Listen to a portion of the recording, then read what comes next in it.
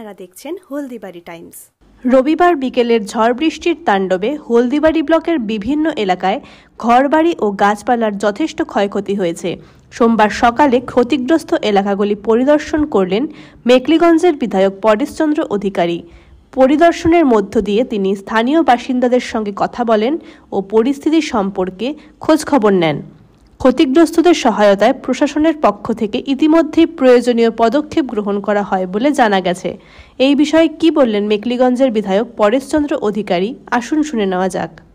দেওয়ানগঞ্জ, দক্ষিণ বড় হলদিবাড়ি, তারপরে ওদিকে উত্তর বড় হলদিবাড়ি এবং বিভিন্ন জায়গায় কালকের হঠাৎ ঘূর্ণিঝড়ে প্রচণ্ডভাবে ক্ষয়ক্ষতি হয়।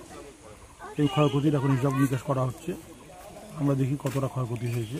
সরকার থেকে আমরা চেষ্টা করছি যাতে তারা অন্তত প্রাথমিকভাবে তাদেরকে সহযোগিতা করা হয়, আর্থিক সাহায্য করা হয়।